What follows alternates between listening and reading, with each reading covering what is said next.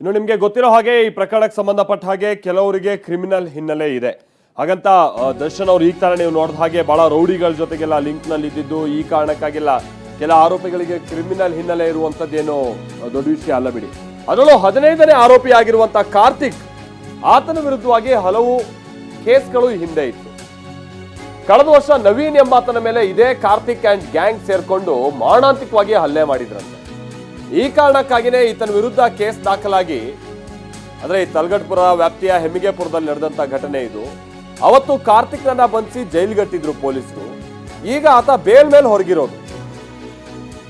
Bale ಮೇಲೆ ಹೊರ ಬಂದಿದ್ದಂತ ಕಾರ್ತಿಕ್ ಈಗ ನೋಡಿದ್ರೆ ಕೊಲೆ ಆರೋಪಿ. ಅದರಲ್ಲೂ ಕೂಡ ಈ ದರ್ಶನ್ ಟೀಮ್ ಜೊತೆ ಸೇರ್ಕೊಂಡು ಆತ ಈಗ ಕೊಲೆ ಆರೋಪಿ ಅನ್ನುವಂಥದ್ದು ಗೊತ್ತಾಗಿದೆ. ರೇಣುಕಾಸ್ವಾಮಿ ಕೊಲೆ ಕೇಸ್ನಲ್ಲಿ ಇರುವಂತಹ ಕಾರ್ತಿಕ್, ಈತನಿಗೆ ಒಂದು ಕ್ರಿಮಿನಲ್ ಹಿನ್ನೆಲೆ ಇದೆ.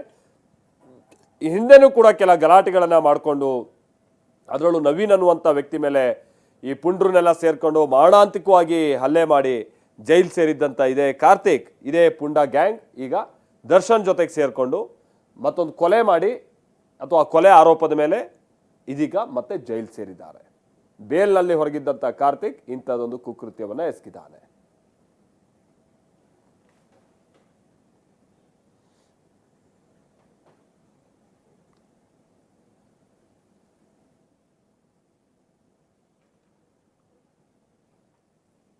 ಈ ಪ್ರಕರಣಕ್ಕೆ ಸಂಬಂಧಪಟ್ಟ ಹಾಗೆ ಈಗ ಆಲ್ರೆಡಿ 17 ಮಂದಿಯನ್ನ ವಶಕ್ಕೆ ಪಡೆಯಲಾಗಿದೆ. ಹಾಗಂತ ಅದರಲ್ಲಿ ಕೆಲವರಿಗೆ ದರ್ಶನ್ ಪರಿಚಯವೇ ಇರಲಿಲ್ಲ.